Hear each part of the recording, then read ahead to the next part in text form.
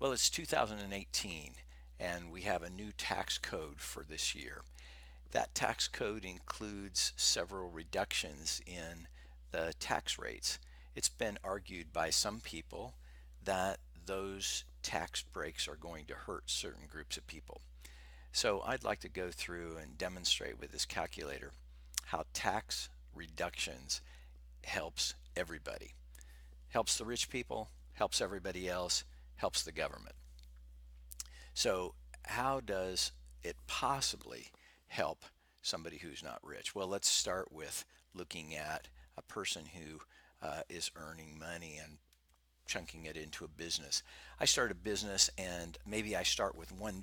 I mean, you don't have to be rich to have $1 to begin a business. Let's say I'm selling something simple like bottles of water, and during the course of an entire year, I can take that bottle of water that I bought for 50 cents and I can sell it once for $1, and then I can sell another bottle for another dollar.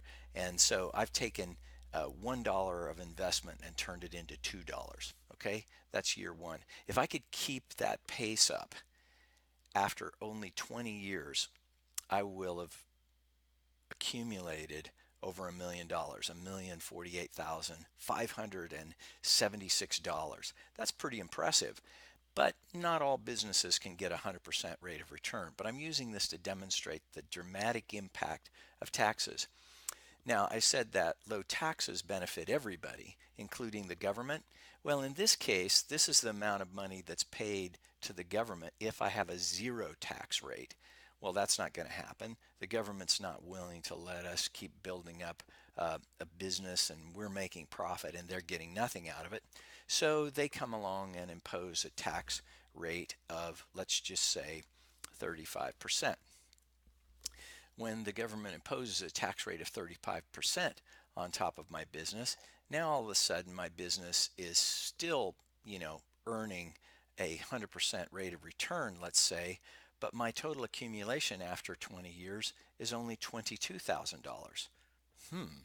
That's certainly a lot less than $1 million. If anyone ever wonders what the ideal tax rate is for somebody running a business, it would be zero, right? I can make the most amount of money when I don't give any of it over to the government.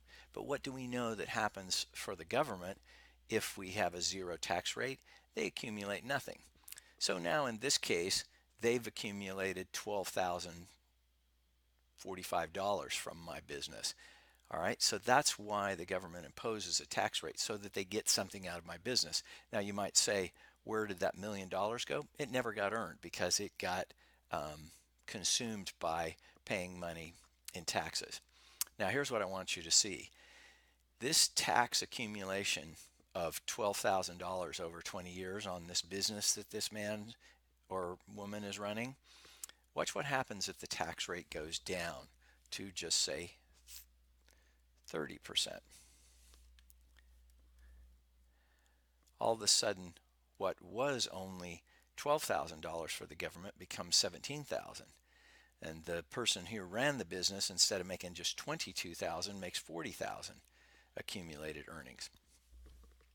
Now, what happens if the tax rate drops another 5%? The government's income goes up to accumulate an accumulation of $24,000, and the person running the business has accumulated $72,000. What if it drops again? Well, now this person has accumulated $127,000, which we would expect that to go up.